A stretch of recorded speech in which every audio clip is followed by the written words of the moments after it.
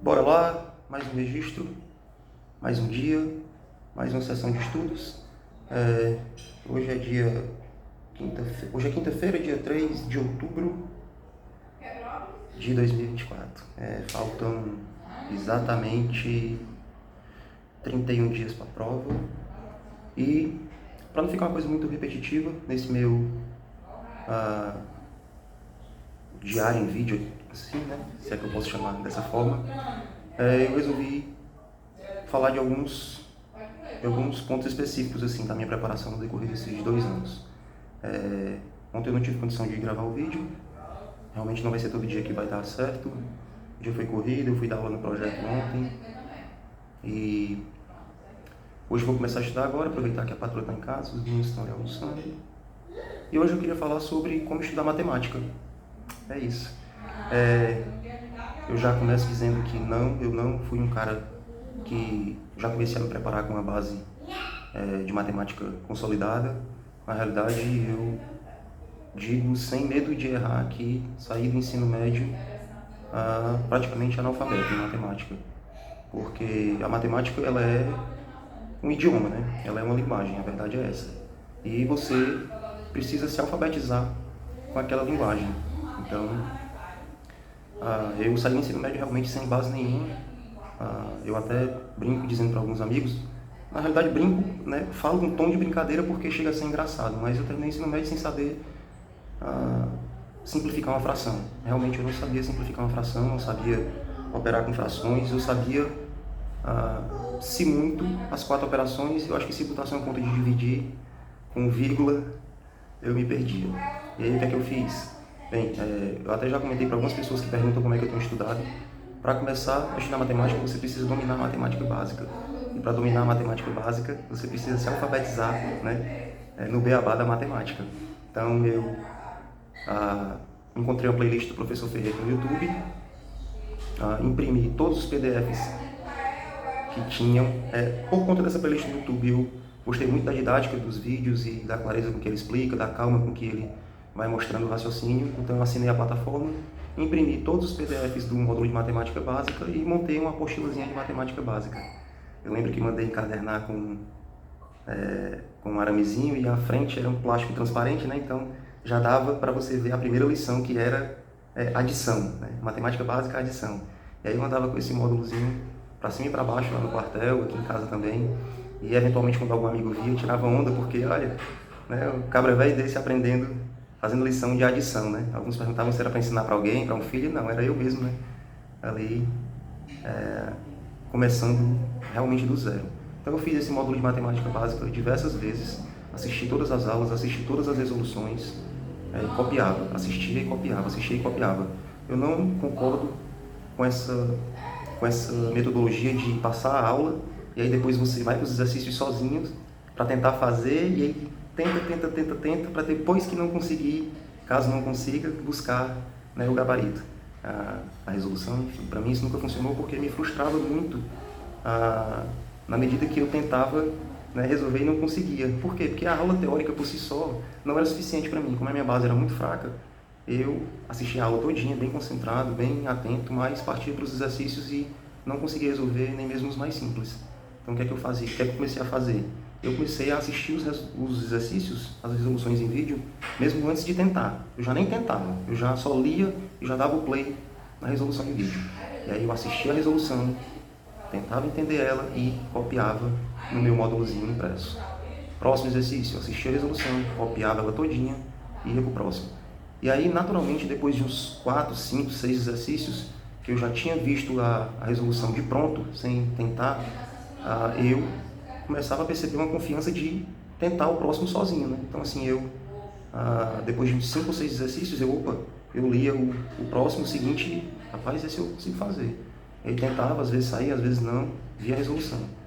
De fato, de modo que você precisa tempo, né? Pelo menos no meu caso é ouro, e eu não tinha como me dar o luxo de passar 15 minutos quebrando cabeça com a questão que eu muito provavelmente ia errar ao final. Então, para mim, foi essa forma que eu encontrei de economizar tempo e de ganhar confiança também, porque depois de assistir uns 5 ou 6 exercícios resolvidos já, né, sem perder tempo tentando fazer, eu já, como eu disse, lia, via a resolução, anotava E, naturalmente, depois de ver algumas resoluções, eu ganhava essa confiança de tentar os próximos.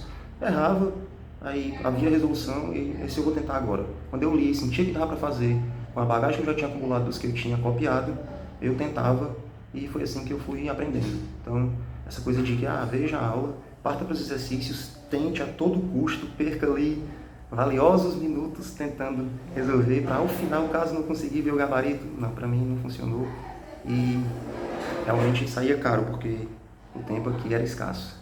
Então foi dessa forma, foi via professor Ferreto, foi via matemática básica no início, e depois de resolver muitas vezes esse módulo, eu resolvi talvez umas 2 ou 3 vezes, eu até tenho aqui ele impresso ainda, se eu caçar aqui eu com certeza acho, e todo resolvidinho, todo rabiscado, de ponta a ponta, a playlist completa de matemática básica.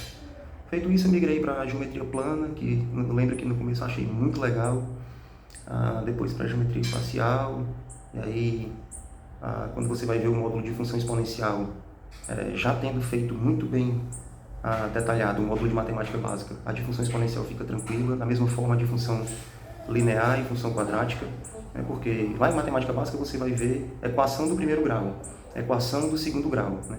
E aí depois você vai ver função do primeiro grau, função afim ou função quadrática, função do segundo grau, e você percebe que na verdade, uma aplicação contextualizada dos conceitos que você viu de equação do primeiro grau, equação do segundo grau, né? A função ela vai dar ali valores, pares de valores correspondentes, para uma situação, sei lá, de compra, com lucro máximo, ou então uma corrida de táxi, com custo a depender da distância, mas o fato é, a equação do segundo grau vira função quadrática, e a equação do primeiro grau vira função afim. Então, por isso o módulo de matemática básica é muito importante. Da mesma forma, quando você vê potência, lá em matemática básica, e vai ver função exponencial, é a mesma coisa, praticamente, só que em função exponencial você vai ver as equações, as potências, contextualizadas. Então, matemática básica é fundamental, você precisa se alfabetizar nela. E é isso. Assista a aula, preste atenção, veja quantos exercícios forem necessários, já corrigidos, não perca tempo. E confie no processo, porque depois de algumas resoluções vistas em vídeo, você vai ganhar confiança para tentar sozinho e vai começar a acertar aos poucos.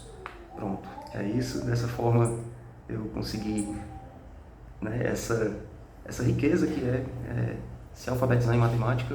Eu digo riqueza porque é um conhecimento muito válido, galera. A matemática ela vai abrir os seus horizontes, ela vai facilitar muito o estudo da física, da química e até mesmo de outras áreas, porque quando você estuda matemática, você treina o seu raciocínio, você treina a sua cognição e isso potencializa a sua velocidade de raciocínio, a sua forma de enxergar problemas, a sua forma de responder questões, até mesmo de áreas das humanas, por exemplo. É fundamental, por exemplo, lá na físico-química, o pessoal até tira onda, diz que você resolve questões de físico-química pelo princípio fundamental da química, mais conhecido como regra de 3. E realmente questões de estequiometria, que tanto espantam os estudantes, são pura regra de 3, são pura regra de 3. E aí, para dar uma pitada de dificuldade, eles botam aquelas coisas de rendimento, de porcentagem de pureza do reagente, enfim. Então, mas, se você olhar com calma, você vai ver que estequiometria é regra de 3, é a regra de 3 da química.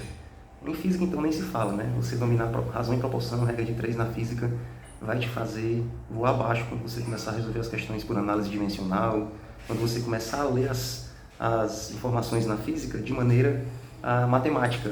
O que eu quero dizer com isso? Por exemplo, quando eu digo que um carro anda a 30 km por hora, a gente não se toca, mas você está falando uma fração, são 30 km por hora, 30 km por hora são 60 km por 2 horas, são 90 km a cada 3 horas, Então, de fato, é uma proporção que se mantém constante, É uma regra de 3, que você faz, por exemplo, se eu sei que ele anda a 30 km por hora, quantos quilômetros ele vai andar em 2 horas, Você monta a regrinha e encontra 60 por 2 horas. Isso vale para tudo, por exemplo, quando você vai estudar outras áreas da física, não só cinemática, mas também toda e qualquer área que tenha uma unidade que seja representada ali por uma fração, você consegue, enxergando ela como uma regra de 3, como uma proporção, você consegue raciocinar bem melhor as questões de física. É isso, liso tá dado, vamos que vamos. E para finalizar, hoje eu me sinto relativamente confiante, apesar de saber que o estudo vai ser bem espremido. É só praticamente aqui 1 horinha enquanto os meninos almoçam ali.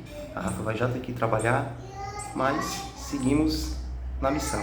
Acho que hoje eu vou fazer um pouco do Anki e talvez revisar algumas coisas aqui de eletroquímica. Os